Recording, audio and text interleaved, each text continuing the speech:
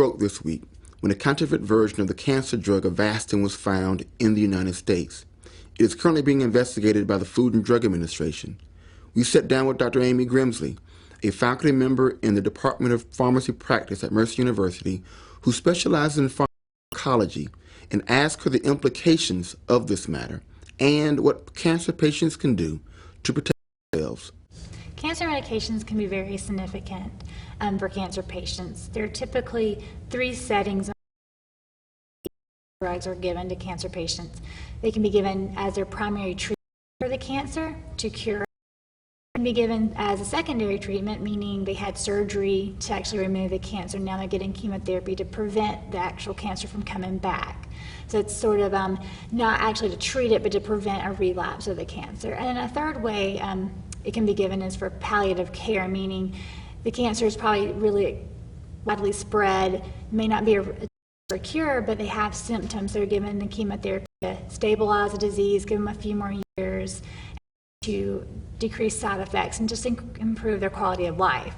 So in all those situations, the chemotherapy drugs are really important in affecting the patient's survival. Well, the main thing that they can do is talk with their healthcare provider. Fortunately, here in America, there's less than 1% of counterfeit drugs in America. In other undeveloped countries, it can be as high as 30%. And usually these drugs that are counterfeit are coming in from foreign countries. And even though the FDA is only in America and it's not in foreign countries, they work closely with other agencies in foreign countries. They have approved companies in these foreign countries, have approved companies that can manufacture and sell drugs to companies in America and to doctors' offices in America. So I guess the best way for cancer patients, because most of the cancer drugs are given in the vein or intravenously in the doctor's office, so it's going to their pharmacy to pick it up, is just to talk with their healthcare provider and make sure that the doctor's offices are doing what they can to make sure the drugs that they are buying from their supplier are FDA-approved drugs from FDA-approved manufacturers across other countries in the world. Other things that they can do, because some cancer medications, meaning they take them by mouth and they just take them at home, is when they do go to their pharmacy, make sure they're the same as what they got last time. Make sure the color is the same, the size, that it all looks very similar. If they notice anything that doesn't look the same, always ask their pharmacist, this doesn't look like it did last time. Is this the right thing?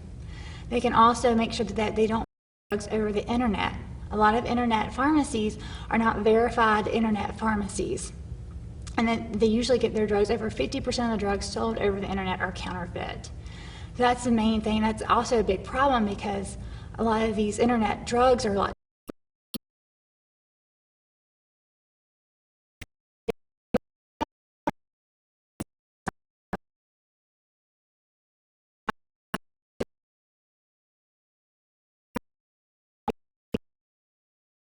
on their website, and those are verified pharmacies that can sell on the internet.